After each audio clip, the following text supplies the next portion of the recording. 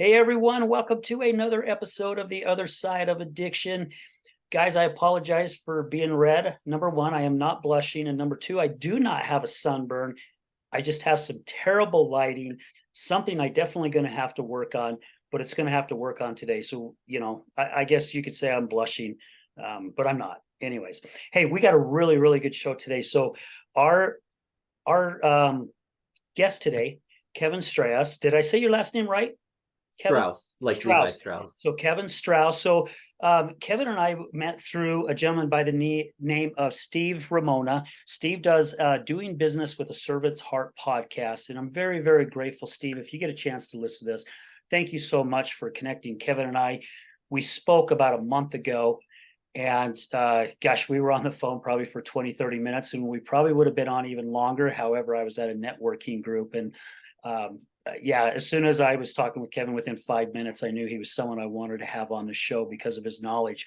So today we're going to be talking about overall wellness, and there's a couple different things that we're going to be discussing in this. But first, I want you guys to know a little bit more about Kevin. So Kevin is an emotional health and innovation consultant and CEO of Uchi, and we'll talk a little bit more about what Uchi is. He's an LLC, focuses on what drives behavior, and is dedicated to making life easier and happier. Kevin's career began in biomedical engineering, finding problems and solutions, which has led to 80 patents, 10 plus research publications, 2 innovation awards, and his book, Innovate the 1%. Kevin has worked in human behavior for 2 decades and has identified emotional health and its driver and human connection as its primary supporter. Uchi is an app he created to nurture authentic connection. Kevin is also a 22-year injury-free Ironman triathlete and coach. Kevin, thank you so much for taking time out of your afternoon to be with us. Thank you so much, Al. It's great to be here. And thanks to Steve for introducing us. Yeah. Again, thank you, Steve. Really appreciate it. When we had our conversation, 3 or 4 weeks ago, you and I, we were thinking on the same level on a lot of things. And there was a few things that you and I, we kind of had different opinions on, which is okay, right? Because it's okay that we don't agree with one another all the time, and we have our own beliefs. However, you've done a lot of studies and a lot of research on a lot of this stuff. And I found it very intriguing of a lot of the stuff that you explained and how you explained it, why you see it this way, right? From studies. And I'm like, oh my gosh, our listeners have to hear this because the word belief, there's the word lie in belief, right? So everything that we believe, is it really the truth or is it just a lie? And a lot of people really do believe in the science behind things, right? The research, because when you have the data and you've gone through all the stuff that you've gone through researching, it does start making sense, right? The rest of us kind of go off of what we hear other people say or what our parents have taught us or just what we've kind of put together ourselves as we've grown up. So you talked about there's like 4 tires on your overall wellness. What are those categories? Yeah, so I think of overall wellness, well-being, like the 4 tires on a car. So there's physical, emotional, mental, and spiritual.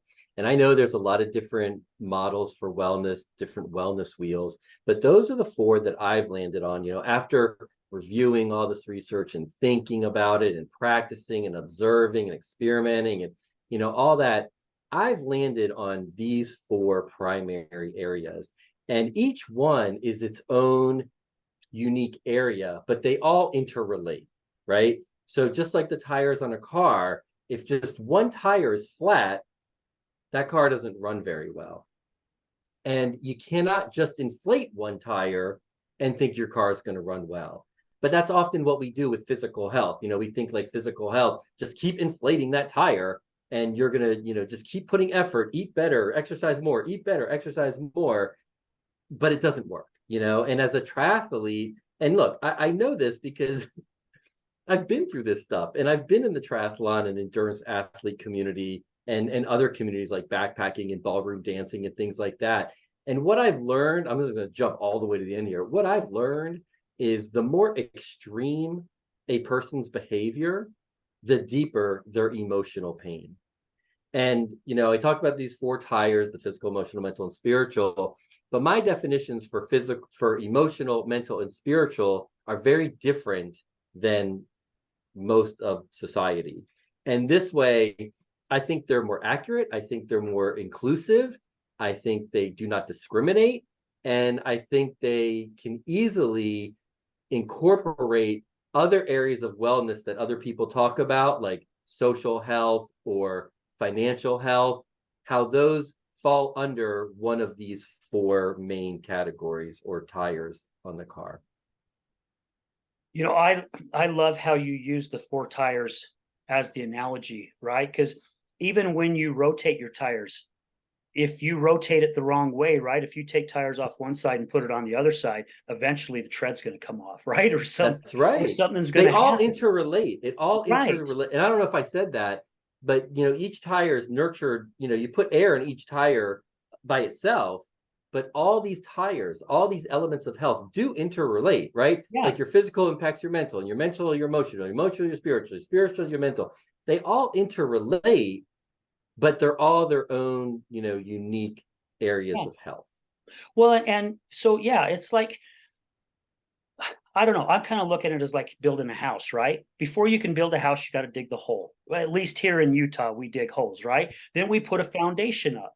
Got to have a And then, foundation. then we put the wood down. Then we start building the floor, right? Mm-hmm. And everything comes together within inside. So Mm-hmm.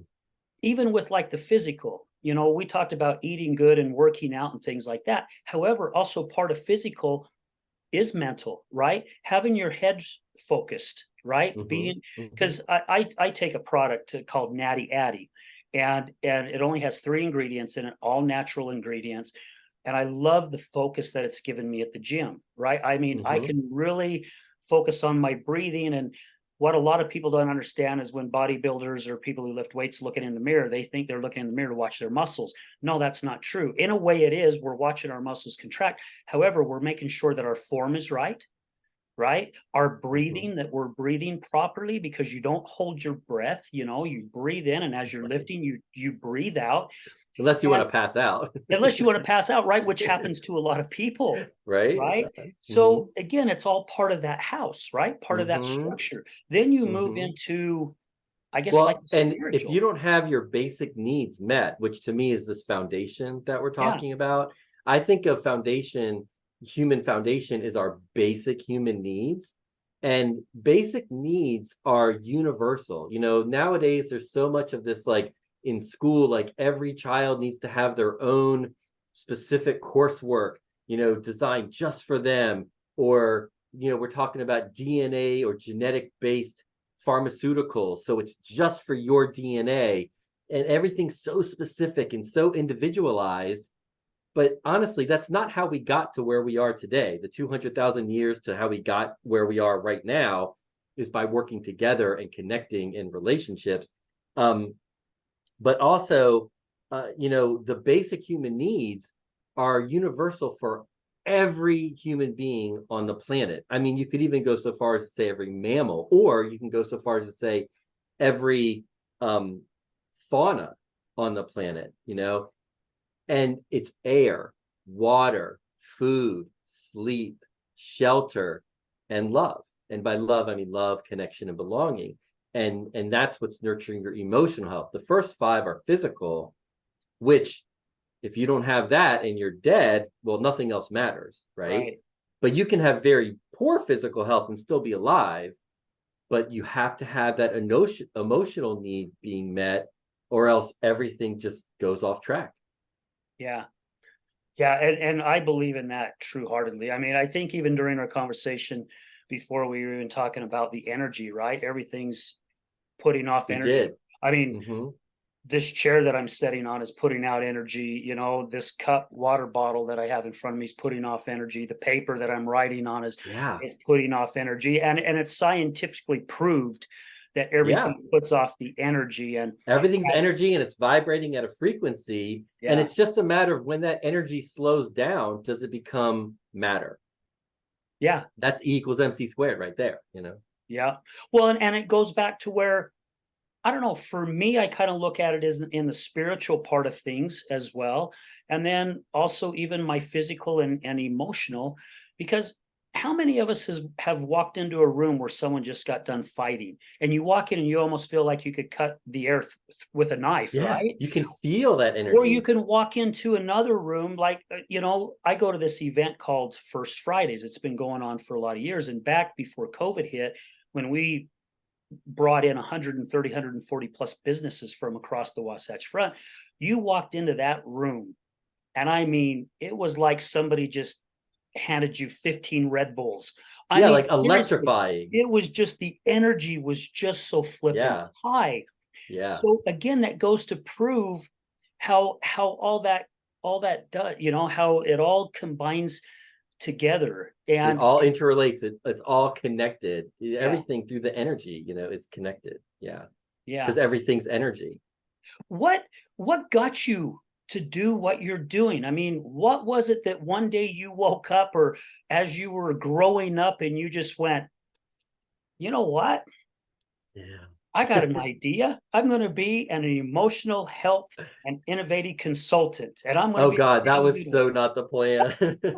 I mean, that just it just kind of it's sort of like, Marvel studio, Marvel universe, with great power comes great responsibility. It's kind of like, when you have an understanding or you find some knowledge, you need to use it. Um you need to explore it and take advantage of it and do something with it, because I don't know, if not, then people suffer. And I just cannot stand to see anybody suffer or struggle in any way ever. I mean, that just pains me to see anyone struggling. Um, but just to go all the way back, I mean, it really, for me, all of this questioning started when I was like 16 years old, when I would just ask the question. I used to sit in my room and I had this little traffic light, this little like red green. It was like a bar traffic light, and I would set it on red, and I would put in Bruce Springsteen's Nebraska album, which is like this really depressing sounding album. I don't even know what the words or lyrics were, but it just was really depressing sounding. And I would just sit there and think, like, who am I, and who do I want to be, and why do people do what they do? I was probably having like strife with my friends or something. Like, why do people act the way they act? Why do they behave the way they behave? Why do I behave the way I behave? So that's kind of where things really got started, with like curiosity. But I was on this biomedical engineering path and I loved it. And I love math and science. I didn't like English or history and that kind of thing, which now I love history and I love all that That's stuff how I've now. been. Just little did I know, right? So I was on this engineering path, and it was great. And I loved it. And I loved learning about thermodynamics and fluid dynamics and heat transfer. I loved all of that stuff. It was great. But I also, and I love solving problems. And through my whole childhood, for the first 18 years of my life, I was my dad's little apprentice. We were always fixing things. I mean, back in the 70s, your TV set had all these vacuum tubes inside of it, and one would burn out, and you'd have to take it and go to the hardware store and figure out which one. We were always solving problems, and he was always wanting to build something new, like furniture in the house, or we're fixing the garbage disposal, or we're fixing the lawnmower, or we're landscaping the yard, or we're building a sunroom addition on the house, or we're restoring a Mustang convertible, 1968 red Oh, convertible, I which he love still it. has. So I was always his apprentice and learning and discovering and all that kind of stuff, which was great. Go through engineering, learn all that stuff. That was great. But the real kicker for me was in 2001. So I'm fast forwarding, and there was a moment. There was literally a moment. It was December of 2001. I was watching a TV show, and in the show, there was this argument happening between a father and his teenage daughter. and they're just butting heads and butting heads. And I'm thinking to myself, if you would just say how you really think or how you really feel, you would not have an argument. And I know it's a TV show, but that, all these dramas are based on like real life stuff, right? Yeah. So I'm just like, if you would just say how you really feel, you wouldn't have an argument. And I'm thinking to myself, I'm always sharing what's really on my mind or how I really feel about something. And I don't really have a lot of arguments in my life. So I was like 31 at the time or something. So now you can tell my age, right? And and at the time, the company that I was working for, we were doing a lot of grant research that was funded by NIH, the National Institutes of Health. And this grant research was really, it was medical device, but not really medical device because it was nothing that the FDA would need to approve or monitor or anything. But it was all very much behavior modification, behavior change type work that we were doing. So we were coming up with ideas on problems to solve, like helping Alzheimer's patients remember to wash their hands or to turn the water off after washing their hands or to remember to flush the toilet after they use the toilet, just reminding them to do using, and I won't go into details, but we were helping them. And we were actually teaching Alzheimer's patients who don't have good memory, we were actually teaching them and they were remembering without being prompted to wash their hands, turn the water off, flush the toilet, so on and so forth. And that turned into hand washing prompts for like healthcare settings, because hand washing is the easiest thing that you can do to prevent nosocomial infection. A nosocomial infection is an infection that you get after you go to the hospital. So you go to the hospital for like a hip replacement, but then you get some staph infection or some strep infection while you're there recovering. That's what a nosocomial infection is. And it's back in 1999, it was like a $4.5 billion industry. Is this like, but it's never, anyway, it's a whole big thing. But anyway, so we're doing this behavior modification work. And I had this idea based on that TV show that we could help people share their thoughts and feelings in a really simple way. And over the course from that evening to the next morning, I came up with this whole idea of how to use, get this, how to use a Palm Pilot, because that's the day that we're in, how to use a Palm Pilot to prompt people, basically families with teenagers, prompt them with some simple questions, like icebreaker stuff, and have them answer on their Palm Pilot and then sync it up, and they could read each other's answers. And then that would be the way to help get communication going. So we proposed this, and at that time, doing all the research, I learned that that the NIH or the CDC, I can't remember which group it was, but a government agency tracks high-risk behaviors by teenagers. Back then, it was like suicide, drug addiction, alcohol abuse, pregnancy, like teen pregnancy, eating disorders, things like that. There's a few more that have been added in the last 25 years or 23 years, but you get the idea. It's kind of the big behaviors that they want to really help teens, prevent it for teens. And so that was the angle. So I started doing all this research about behaviors, and that's how I really got into behaviors, because I had to write this proposal to NIH. Long story short, we did not win the proposal with NIH. And rather than reapply, I asked, with the permission of my company, if I could just build this on my own. So I took my own money and I built this website. I hired a programmer, but I built this website to do exactly what I talked about on the Palm Pilot. Ask a handful of questions. Parents and teens answer the same questions, share their answers, and they start connecting, right? Everyone has a voice. Everyone feels heard and understood. It feels amazing. So fast forward another 20 years of doing that. It was called Family eJournal back then. So the website was familyejournal.com, which does not exist anymore. And it works. I mean, I launched the website and I was like, well, I created this tool. Why not use it myself? So I enrolled my parents, and I couldn't even get my brother and sister to do it, but I enrolled my parents, like, sure, we'll do it. And so for 9 months straight, we answered 4 questions every day. Just 4 questions on the computer. There's no talking. It's just writing it out. And I mean, this is such a long story I'm telling you now, but what we noticed in like about 2 weeks time of starting these like 4 questions a day, when we were talking either on the phone or in person, I felt like my parents were really listening to me. And I was so much more patient with them. And this just went on and on and on for 9 months. And it was wonderful. So that's when I realized that this communication and connection, it's not just for parents with teens, it's for any relationship. Because when we feel heard and understood, that lets us know that we matter. I'm worth listening to. And if I'm worth listening to, I must have value. And in our brain, I'm fast forwarding a bit for you here. It's like, it took me a while to figure all this out. Yeah. But in our brain, value equals love.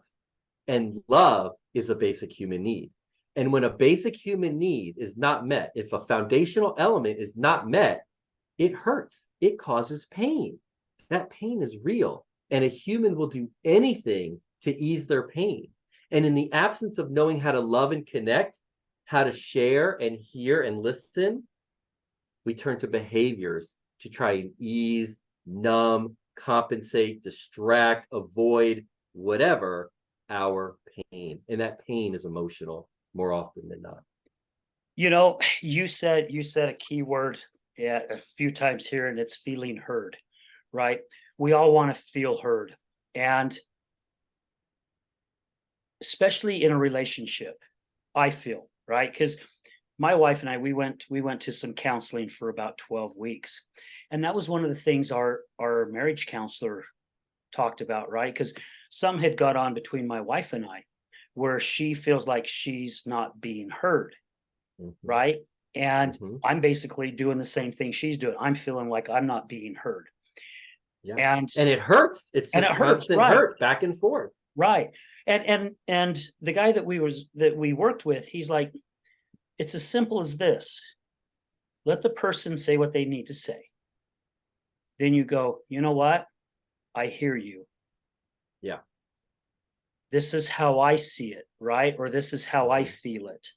And he goes, just those simple words, I hear you, brings everything right back down. It can really, like, it opens the door just that little bit, How simple is that? And we don't so simple. see it.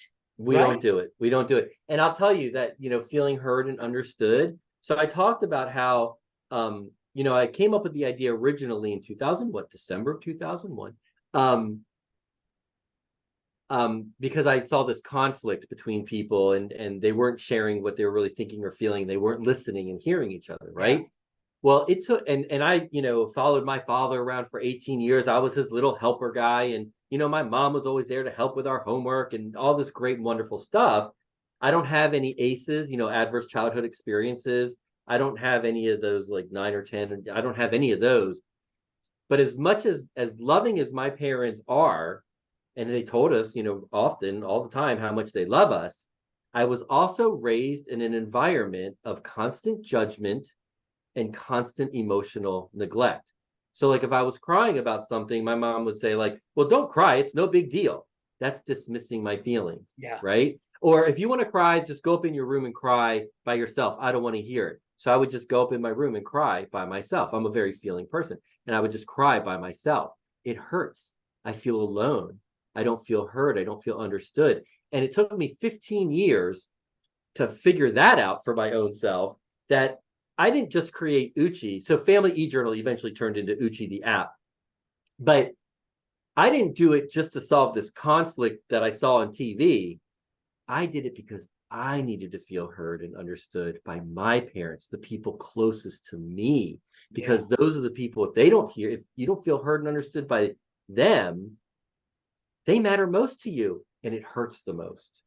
So that feeling heard and understood by the people closest to you, you said, your wife and you, right? And it just simple acknowledging. So there's three. So beyond not acknowledging, like saying I feel heard, that's a nice, actually. So first we can pare it back. Like I heard you say this. So we can pare it back. That's like the first like 1%, right? of like letting them know you hear them and understand them. Then like the next 9% is acknowledging that, yeah, I can see how that, makes you upset, or I can see how it hurts to do that. And then the other 90% is validating their feelings. When we validate someone's feelings, oh my God, it is like magic. Like you can, like that person will do anything for you. I mean, when they feel truly, and I'm still practicing, I'm still like learning how to do this Right. really well. It's hard because we're so not used to it. We're so not ever used to our feelings being validated. That it doesn't mean you agree. A lot of people think agreeing with someone is validating, but it's not. Right. Because then when you don't agree, Yeah. you're not validating them, and then you have the big argument again. Then they But feel when like we they're can, not being heard. and they feel like they're not being heard, and it just argues, and now it's this big emotional argument. Everybody's gotten triggered, and Yeah. now you're not connecting at all.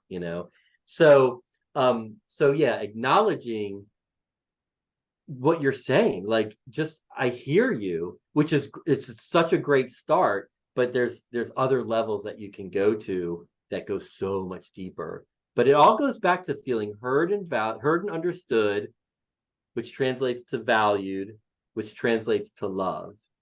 And look at how we value people today. The way we most commonly value people is by power, money, or status. That's all we Right. go after, Right. right? No kidding. Yeah. Right? But we don't, or grades in school or your education. Like if you didn't go to college, you have less value Oh, than a person who did go to college, I've right? I've had I've had a few people tell me that during my life. Oh, well, what do you mean you didn't? No wonder you do what you do. It's like, Right. oh, You're an seriously, idiot. really? Right? Right. Yeah. You're an idiot. You're a loser. You have no value. But Yeah. you want to know what? Every human being on this planet has the same value. I don't care if you're president or CEO. I don't care if you're the richest person in the world or, homeless on the streets of Seattle or what. We Yeah. all have the same value. And until we get that, like you're a drug addict. You're a drain on society. You're a piece of garbage. You're a loser. That's what we think of drug. And now Yeah. the mental health industry says, well, why would you take drugs? You know that's not good for you. So you must be broken. Your brain must be diseased and broken. You must be crazy or insane. Because why would you do something that hurts you? So now that right there is perpetuating the problem because the mental health industry says, oh, you're doing drugs, you're broken, you're diseased, you have less value, you're bad. Well, what's the difference between, you know, us waking up and having a really bad headache, right? We take something to want to numb the headache, Oh, right? that's what it does So because it so doesn't we solve the root problem. no, no, it affects the Perfect neurons, analogy. right? Yeah, Yeah. right. So it eases our pain.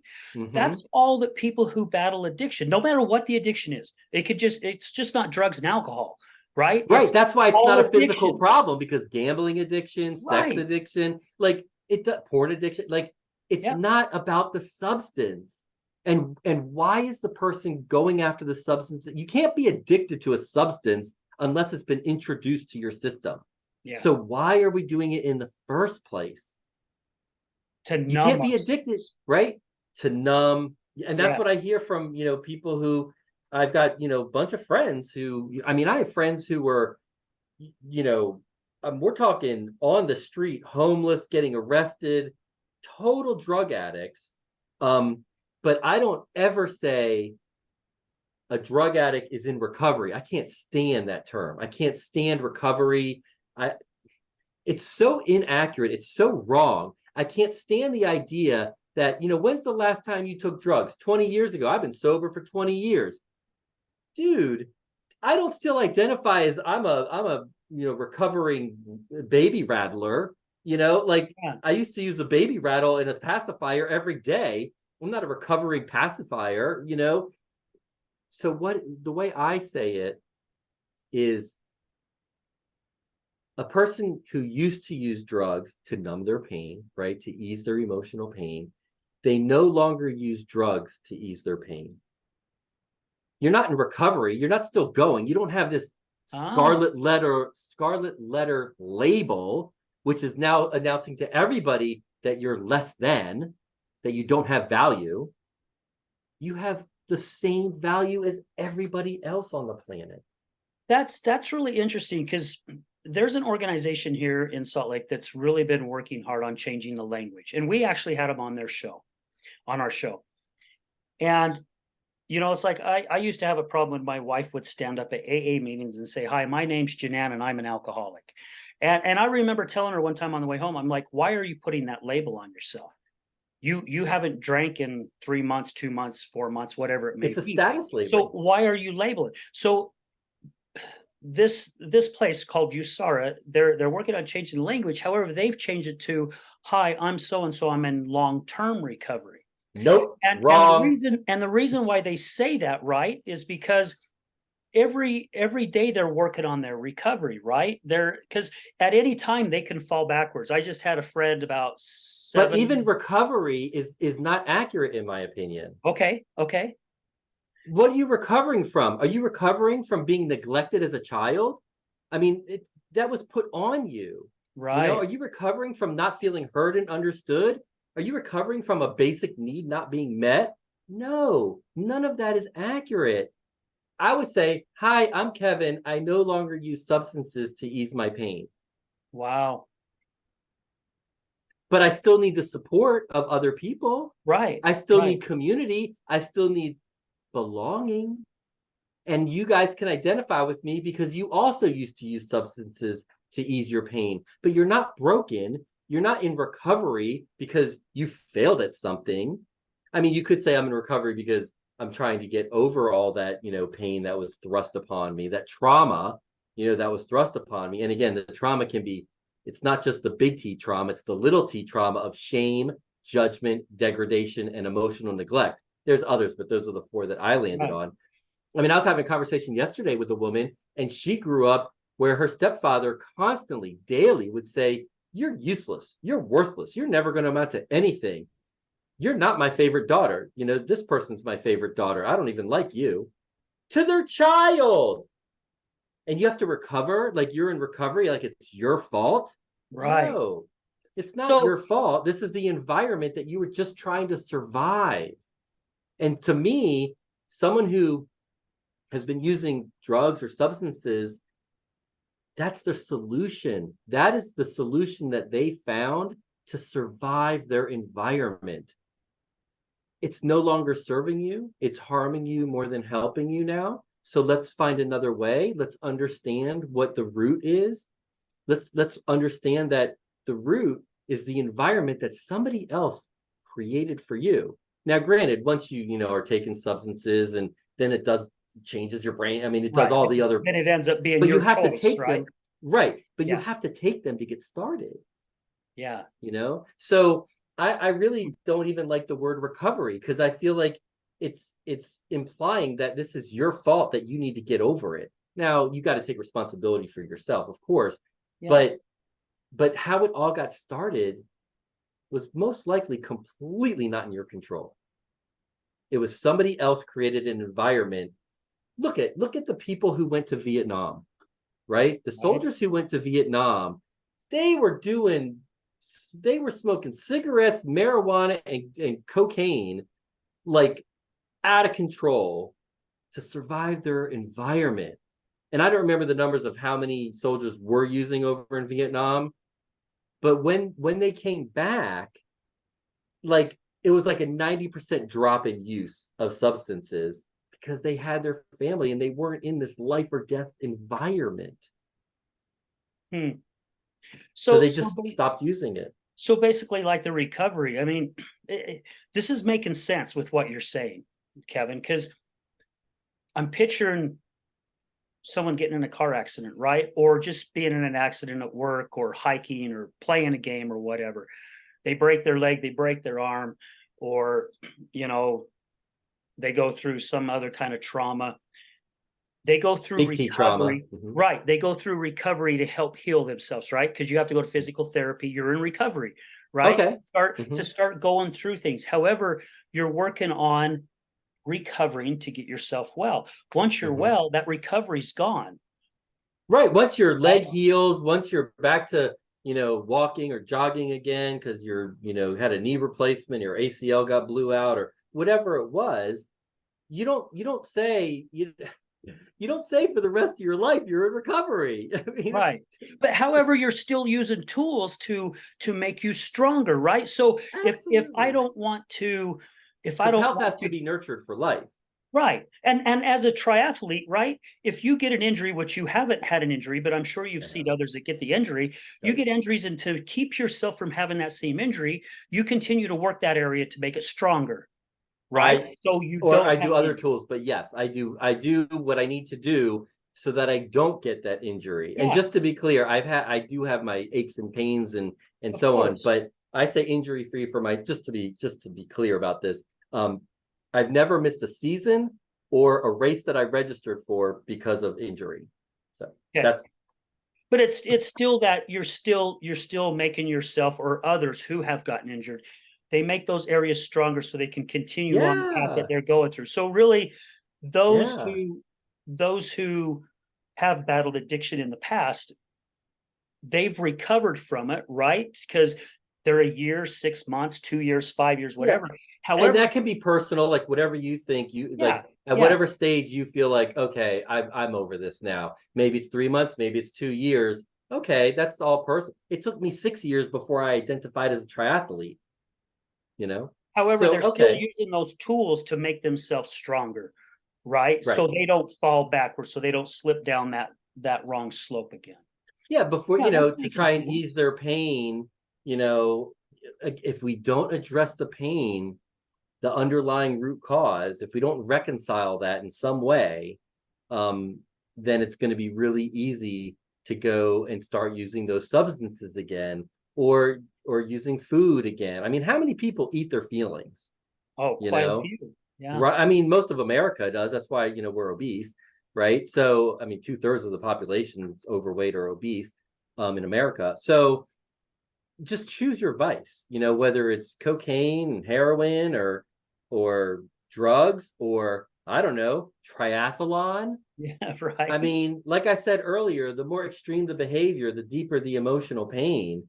So I'm still working on my, not feeling heard and understood and feeling constantly judged and emotionally neglected by my parents.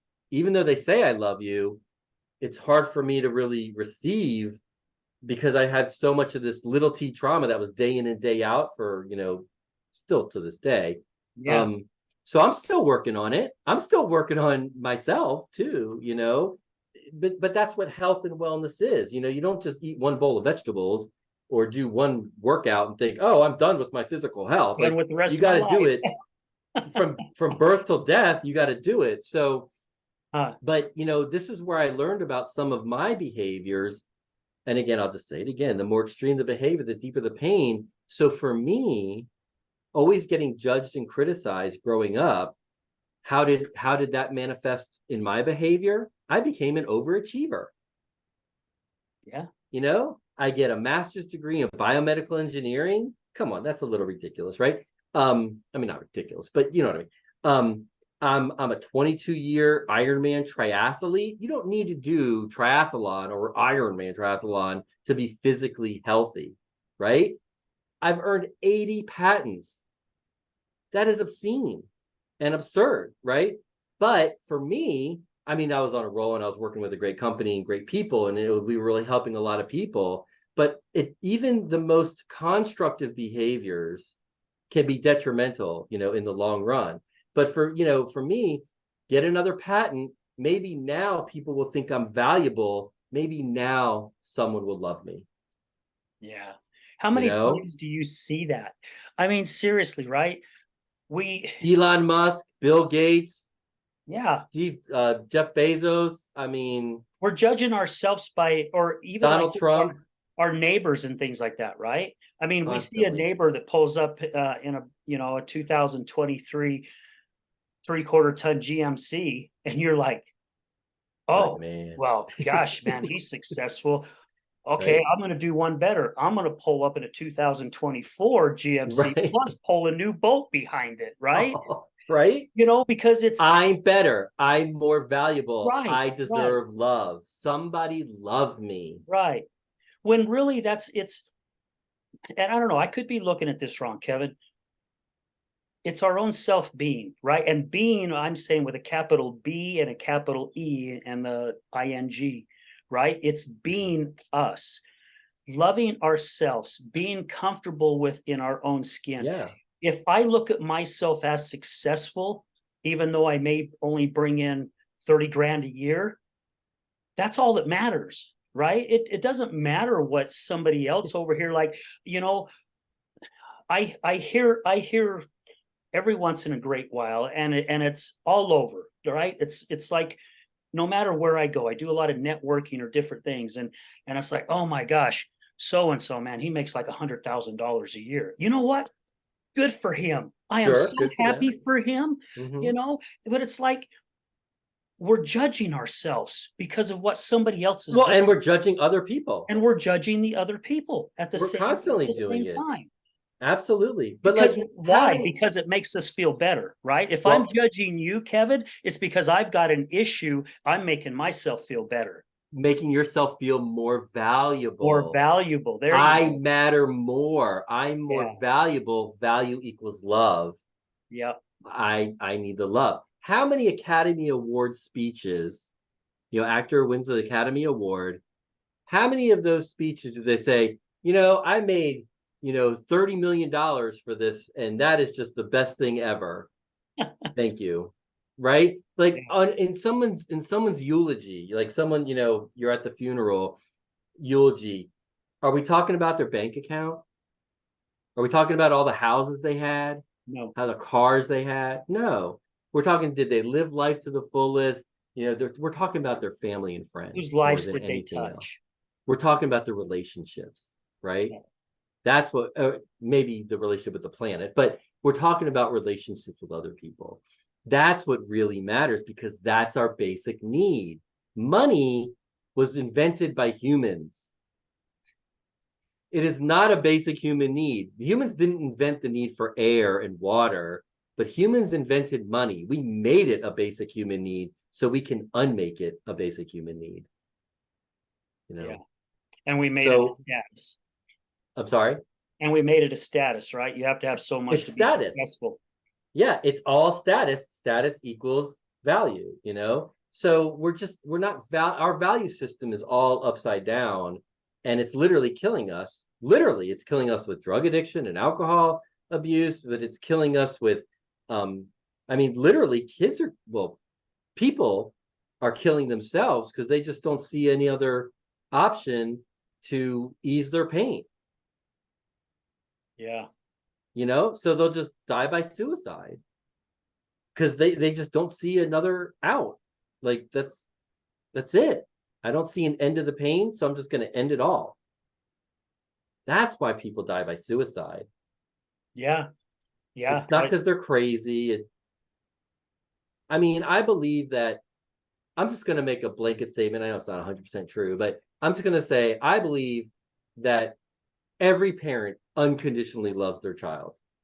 I know there's exceptions, but I'm just going to make this statement. Every parent unconditionally loves their child, but that's not the message that they're giving to the child. That's not the message that the child is receiving.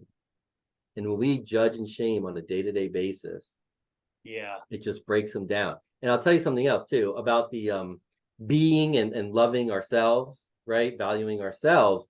I agree with that, but I also disagree with that because in order to love yourself, you need to be self-aware, right?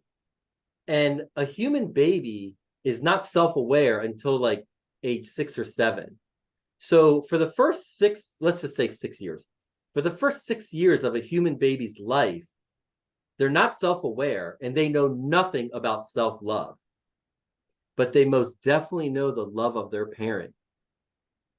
So if we don't teach what it feels like to be loved, then we're going to struggle in the future to love others and to love ourselves. So it's not a chicken and an egg. It's first, we must receive love from others. first. And then we learn what it feels like, and then we can give it to others and to ourselves. But what I will say is the caveat is, as an adult, we can work on both at the same time. We can work on loving ourselves, and we can work on loving, giving, and receiving. And what I've noticed in society is it's the receiving that is really hard for most people. And right before COVID, I was presenting at a conference, and I asked the audience to raise a hand. I said, raise your hand if you struggle to receive a compliment. And every single person except for one raised their hand. Wow. And I said, you know, a compliment is just a gesture of love. So if you're struggling to receive a compliment, then you're struggling to receive love. Now, it doesn't mean you're struggling to receive all love, but in this instance, in a manner, you are struggling to receive love. And it's so prevalent in our society. In a lot of cultures, it's revered, right? It's be humble, right? That's what's revered. And if you compliment yourself, then you're an egotistical, you're an egomaniac.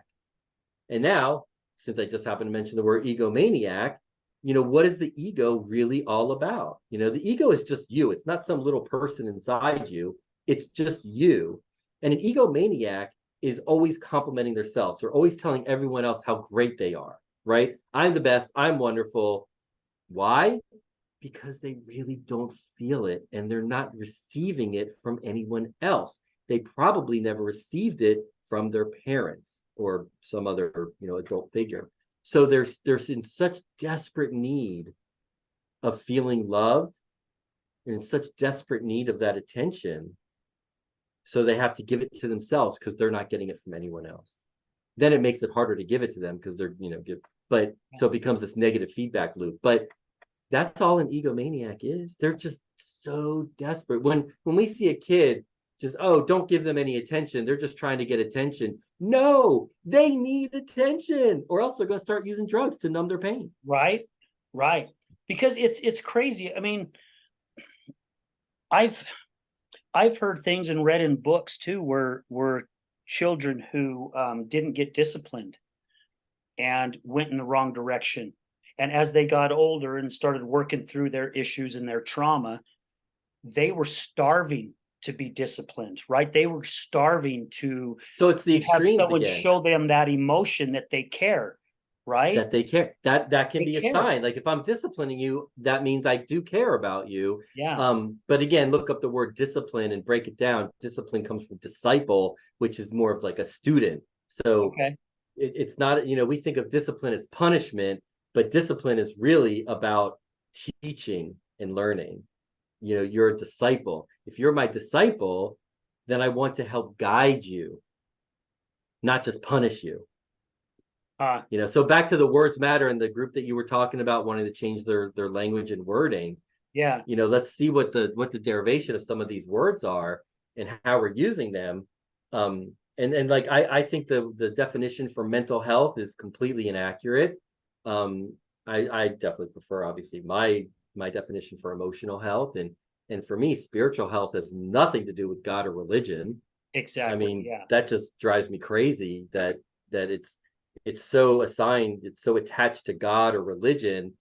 So as an atheist, I don't even believe in the concept of God. So I can't be spiritual. Well, forget you. I can be just as spiritual as the next person. So for me, my definition of spiritual health is your ability to know and pursue your purpose in life. What matters to you, Al, at your core, your essence, your soul, the spirit of Al? What matters to you? And when you nurture that, then you're nurturing your spiritual health. And you can have many different purposes in life. You can have big ones and little ones. You can have long-term and short-term. It's just what matters to you in your existence. That's what's nurturing your spiritual health. Yeah. When people say, I'm sorry. No, I agree. I'm just saying I agree with what you're saying. Yeah. Yeah. So when people say, you know, I want to, you know, spirituality, I want to be connected to something bigger than me, something, they just use the word connected. Well, my definition for emotional health is our ability to give and receive love, connection, and belonging. So when we go to religion and God and we say, I want to be a part of something bigger, I want to be connected and belong to something bigger than me, it's because we're struggling to connect to each other, person to person, that we invented God and religion because it wasn't getting nurtured in our family or in our village and tribe. So we invented God, and this is how I see it anyway. We invent God and religion to find connection somewhere because God loves everyone, right? God loves everyone. I mean, as long as you love God, right? So anyway, so emotional health is all about love and connection and belonging. And when we don't have it, it hurts, and then it's a need unmet, you know. And just to round it out for mental health, I see mental health as our ability to focus, concentrate, think clearly, perform cognitive tasks. So basically, mental health is our like frontal lobe reasoning decision-making ability, and emotional health is our feeling and our feeling ability, love and connection, which is in our midbrain, our amygdala mostly, but it's in our midbrain, not our frontal lobe, our human brain. It's all in the brain, but again, the brain is also responsible for your blood pressure, your heart rate, your respiration, but we don't call high blood pressure a mental health problem. But it's your brain that's managing it. Yeah. Yeah, that is true, right? I mean, it's even like with anxiety, right? It's our brain, our thoughts that's creating the anxiety. Well, our thoughts are we're interpreting what we're feeling. Yeah. Our anxiety is a feeling. You don't think anxiety, you feel anxiety, and then you start to process that. And I think anxiety a lot has to do with a fear of what might happen, right? I have stage fright. I'm anxious about this test. And what are we really anxious about? I mean, we could be anxious about our own survival, but more often than not in today's society, it's not about our physical existence. It's about judgment. If I mess up when I speak in front of an audience, if I mess up, I'll be judged as less than, as not valuable. If I get a bad grade on a test, I'm less valuable. I'm less loved. So I'm afraid of that. And I've experienced that shame and judgment in the past. So now I'm worried about it in the future. There's my anxiety. Yeah. You know, That's how I see it anyway. I would do that, Kevin, you know, when I first started doing the public speaking, right? Because there's different words that I say, right? And sometimes I get the meaning confused. And I've really worked on, here I am 60 and I still work on speaking properly, right? Because I'm a public speaker, so I wanted to make sure I'm saying things right. However, also there are certain things where I've come to the point to say, you know what, this is me. This is who I am. And I'm not going up there to be a Les Brown. I'm not going up there to be a Tony Robbins. I'm not going to go up there to be a Brene Brown. I'm going up there to be Al Richards. And this is what you're getting. You know, this is me. And I'm gonna work on becoming better. I will always work on what I'm doing to up my game. Growth mindset. However, right. This is who I am. And you either accept it or you don't, right? And it's okay because that's your thing. This is my thing. You know, if you don't agree with what I'm saying, that's okay. But if it's resonating with you, enjoy it and run with it, you know? Yeah. So, I mean, why is it this society, why are we so busy trying to get people to believe what our beliefs are? Because again, I said it earlier, there's the word lie in beliefs. Right? What makes me right and you wrong, or you right and me wrong? So I have this problem. I heard my wife say something to someone one time. We were heading out of town and we got a call from someone and they said, "Hey, my sister's really struggling with some addiction and some things right now, and would you be willing to speak with her?" And we're like, "Absolutely, you bet. You know, whatever we can do to help." We get on the phone call and we're having a chat, and my wife chimes in and she asked this individual, "Can I ask you a question?" And she goes, "You don't have to answer it if you don't want to." She goes, "Do you believe in God?" And she's like, "Oh, you know, I really don't." You know, she's kind of ho-humming around, like she's in between, you know. Yeah, she's nervous about saying how she really feels. Right. And she goes, well, what about a higher power? Do you believe that there's a higher power out there? And again, she's kind of ho-humming around because I think she's thinking of a higher power as God again, right? Because in Right. the recovery, a lot of people say it, you have to believe in a higher power. Right. So as we were going through this, my wife's like, pick something that's greater than you, that you feel is greater than you, and use that for your strength, right? It doesn't matter what someone else is using. Right. Right. She goes, I was at a meeting once where a guy got up who didn't believe in God. He didn't believe in the power of the universe. However, he did believe that was something greater in him. And guess what it was? It was his goldfish. There you That go. worked for him. And Whatever you works said for that you. earlier, right? It worked Yeah. for him. Whatever works for him. I know people who have a crystal in their pocket, and that's what works for them. I know Whatever. people who, for me, you know, both my family and wife's family are all LDS. And I have finally figured out the difference between the religion and spiritual. Hmm. Now, for me, I get more of my spirituality not in a chapel. Listen to someone up and get up and talk. Mine's Mm-hmm. going up in the mountains, our beautiful Wasatch Mountains, and getting Mm-hmm. 10,000 feet up in the air Mm-hmm. in nature, cool, crisp air early in the morning, hearing a waterfall or a stream. Yeah. Me, that is my church. And people hear me talk Mm-hmm. about that all the time. Hey, today I'm at church. Look how beautiful it is up here. Right. Right. Saw a moose on the way up, or a Yeah. rabbit or a deer or a coyote. Yeah. So again, we're so busy I judging mean, other you can connect people. to your planet, right? You connect Yeah, to nature. It's another form of connection that we humans need. yeah, exactly. And Mm-hmm. I'm okay with somebody that says that they're different, right? And Mm-hmm. why is it the society is not comfortable with that? Why is it that we talk about, you know, the value in being loved, right? We all deserve the value. We all deserve the love. Every single freaking person that walks on this earth deserves it. And we're all equal, None, none of us deserve anything less. right? None of us. I don't care where you came from, the color of your skin. Well, it doesn't matter. Nothing matters. However, there's so many people, and I have to say there's fear in it because they're not understanding, right? I don't know. It's not my place to go tell somebody this is what they need to do. Because if that's what works for them, good for them. Because I'm I doing what agree. works for me, right? Right, So right. we But I am good. I don't know if it's a rhetorical question or not, but I'm going to answer it because I think okay. there's an answer to the Please, right and please, wrong please do, because I was hoping you were going to jump in. to the right and wrong question. And Right. I struggle with this myself. I really do actually. I'm still working on it. I'm always a work in progress, right? Growth mindset. If we're right, we're good and we have value. If we're wrong, we're bad and we don't have value. And value equals love. And love is a basic human need.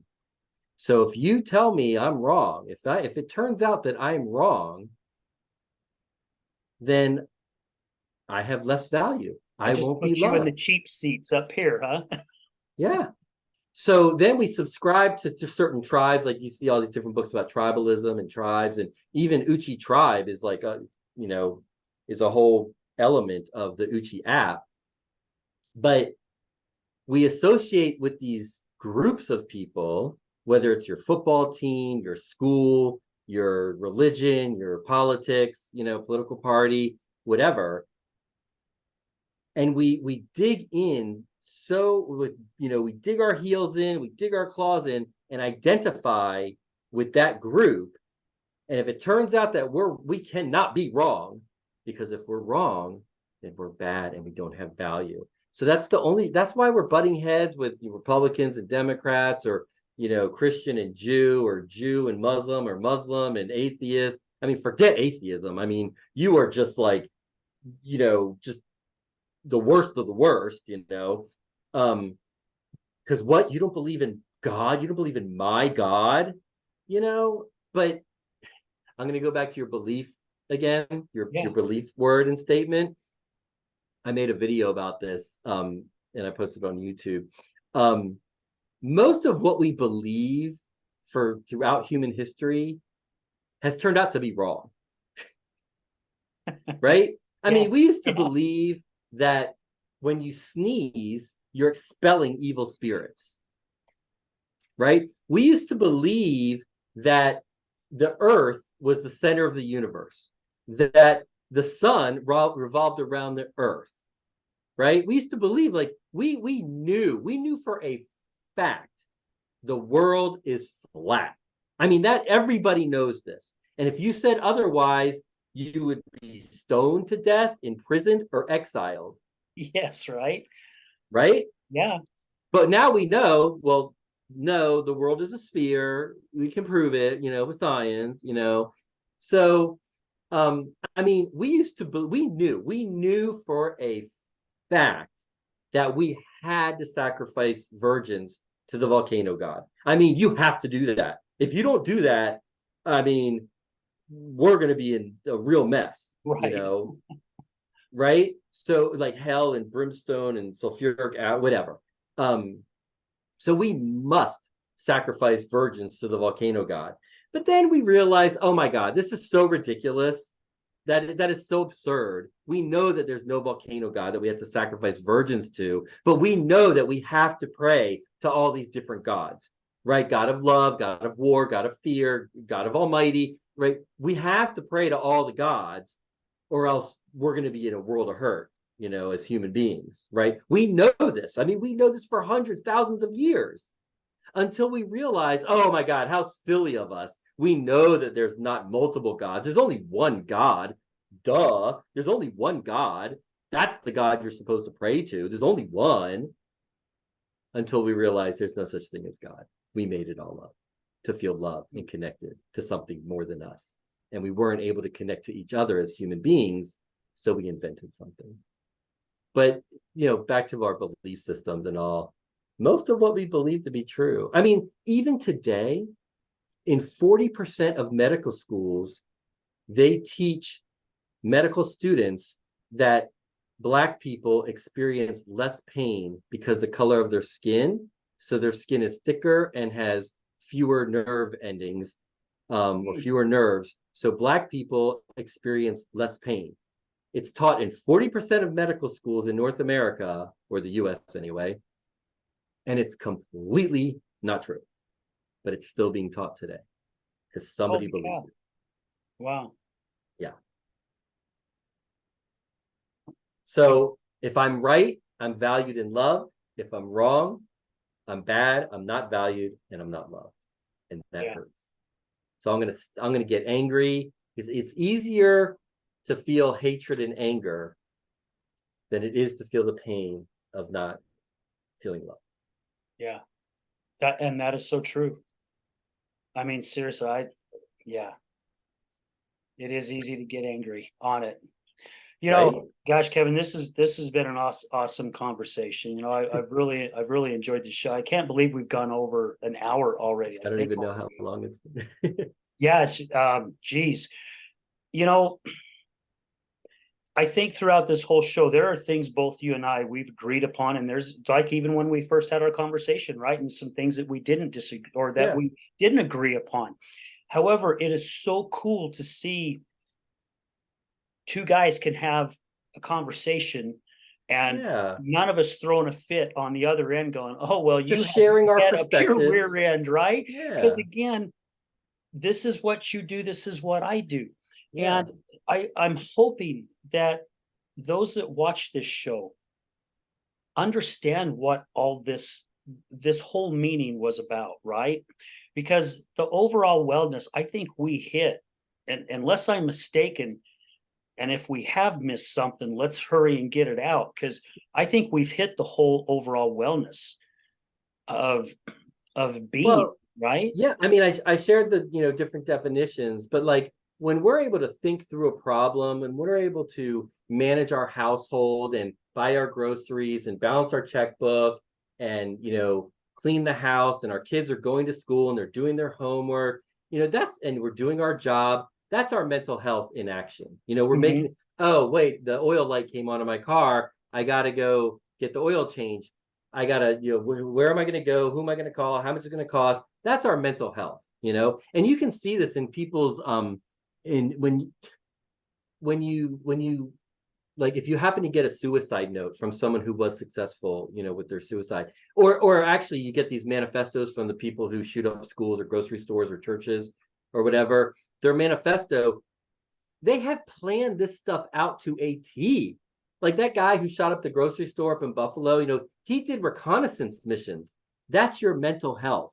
That's your ability to focus and concentrate and get a task done in an efficient manner. I mean, he accomplished his task. He killed people who are successful with suicide. They planned it out. They accomplished their task. So our mental health, when you're able to accomplish these day-to-day tasks or these other bigger type things, I think our mental health is pretty much just fine. But our emotional health, when we don't feel loved, which we really went deep in, and our spiritual health, yep, we touched on that for sure. So I do, and physical health, I agree with, pretty much what everyone else is saying in society. Yeah. So yeah, I think we've covered the wellness car, the tires on the car. And but I do want to just highlight what you said just a couple minutes ago about if it works for you. If something is working for you, I don't care what I've said. I don't care what you said.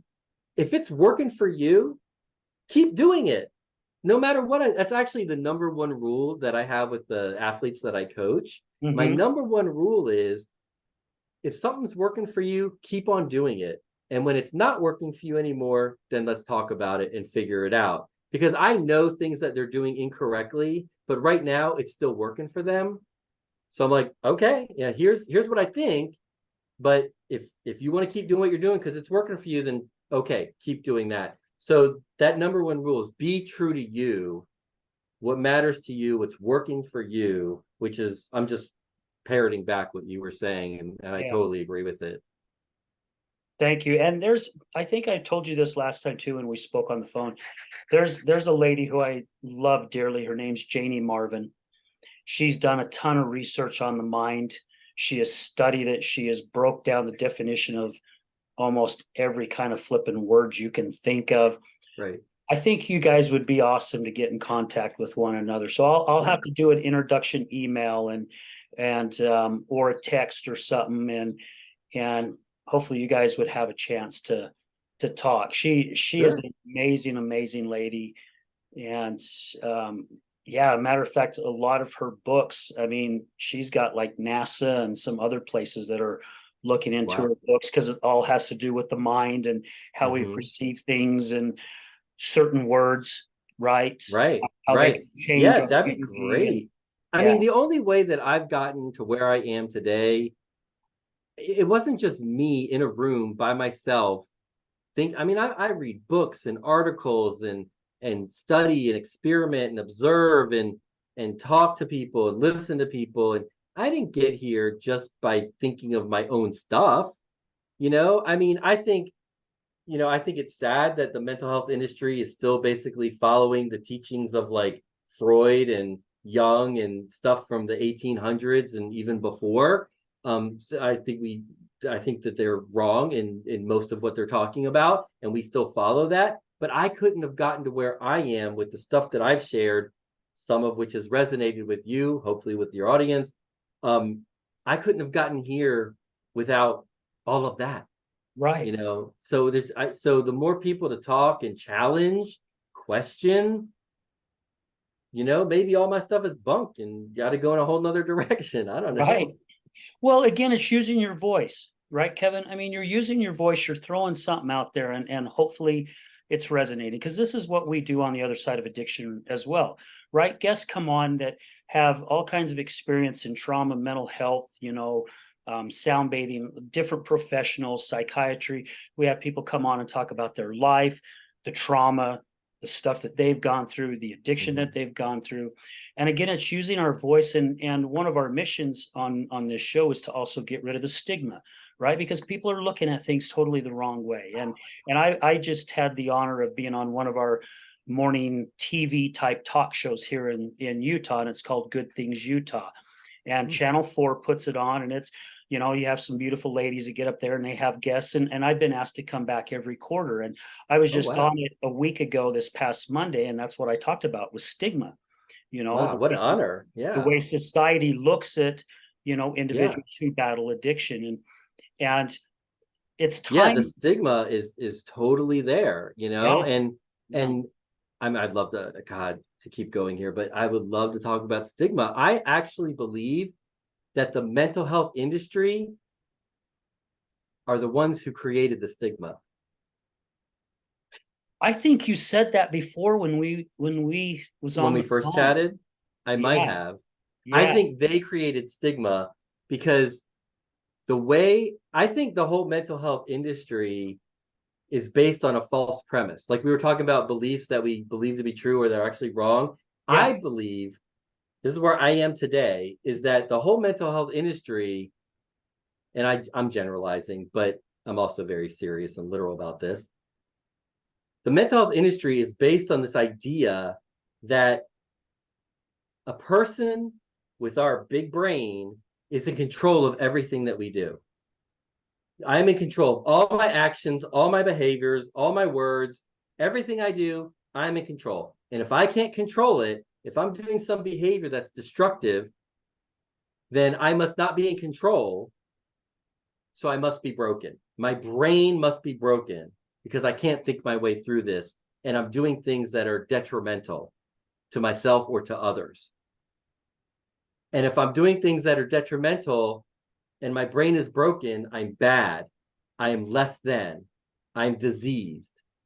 So we're creating this, oh, you have a mental illness, you have a mental health problem, you're less than, you're broken. So we don't want to talk about it because then that's just going to perpetuate it even more. Yeah. But the reality is, and I'll tell you, we only know this from like the last 5 years or so of neuroscience, but the reality, maybe 10 years, the reality is 95% of our actions and behaviors are subconscious. We're not consciously thinking about whatever it is we're doing. Like if I scratch my eyebrow, you know, I'm not consciously thinking how to get my finger to my eyebrow, right? It just happens, you know, from my subconscious mind. And only 5% of our actions and behaviors are consciously driven. So we're actually not in conscious control, and our subconscious is running the program. And if we've been damaged through all this trauma and stuff that we've talked about, if our subconscious, if we're running these routines and these narratives, these beliefs from our subconscious, then that's really what's driving our behavior. So just by saying that if a person can't control their behavior 100% of the time, they're broken, their brain's broken, that right there, that's how the mental health industry, that's what it's based on. Yeah. Why would you kill yourself? Why would you do drugs? You know it's not good for you. So why would you do You have that? a problem. You have a problem. You're broken. There's your stigma. Because now everybody sees that you have a problem, that you're less valuable. There's your stigma. I'm not going to admit to that.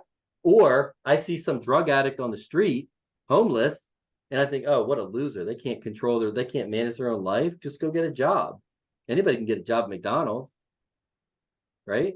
Yeah. Or Starbucks or something, or Walmart, Amazon, whatever. Go get a job. You're a loser. You're less valuable. You're a drain on society. Now we wonder why there's that stigma. Right. Yeah. You're That's less exactly right. than.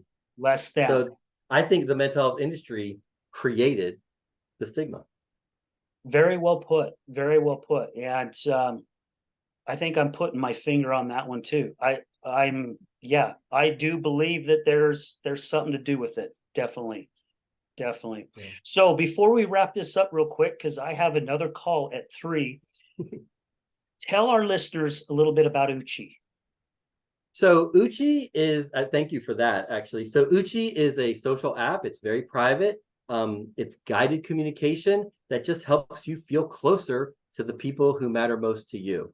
That's all our goal is. You get on it, you answer questions. We have all these questions in our database. You answer whatever questions you want. Your family and friends answer questions. And just by sharing your thoughts and your feelings and having the people who matter to you hear you, that's what helps create connection. It's these little bits, these little tidbits of information that you share, you know, every day or so. You answer a question here, answer a question there. The two most important things about Uchi are that only your Uchi friends can read your answers and comment, and they can only read your answer and comment if they've already answered that question. So you have to participate in order to consume. And how can you have a relationship and a connection if both parties aren't sharing Right. and listening? That's one of the big problems with social media. Everybody's talking, nobody's listening. 99% of tweets get 0 engagement. Everybody's talking, but nobody's really listening and sharing back and forth. So Uchi is totally private, and it's a Japanese word that means in group or inner circle. And that's why only your Uchi friends can read your answers and then share and comment. And it's free, available on App Store and Google Play. And then the revenue model is, if you want to use Uchi as a tool to drive conversation and connection and nurture relationships for your purpose, then you can pay a small fee or get a subscription, and you can come up with the questions and create little Uchi tribes of people, usually up to 10 people. So it's like a team at work, it's a school, a classroom, maybe it's just your family, and you want to come up with your own questions. You create an Uchi tribe, only the tribe leader is the one who pays, and then you invite up to 10 tribe members, and you all participate in this little private Uchi tribe of conversation that you're starting. So that's what Uchi is all about. So we're in schools and businesses. We work with juvenile courts. We work with university, high school, middle school, individual families. No ads, no data mining. You own all your data, and we don't read anything. It's all private. Wow. And in fact, you can't even search for somebody on the app. That's how private it is. So there's no bullying, no cyberbullying or trolling or predators, because you can't even search and try and reach out to someone. The only way to connect with somebody is to know their email address. And then you have to, just like on Facebook and LinkedIn, you accept their invitation or not. Wow. That's So Uchi. it is extremely private. And for our listeners, Uchi, UCHI, right? Did I spell that correctly? Okay, UCHI.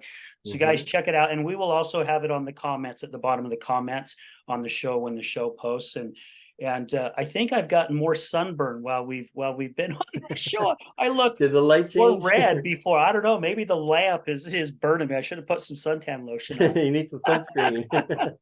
Absolutely. Kevin, thank you so much for taking time out of your day to be with us today, and for all the information that you shared. There was so many amazing things commented on this show and talked about. I try to get 20 years out in like an hour.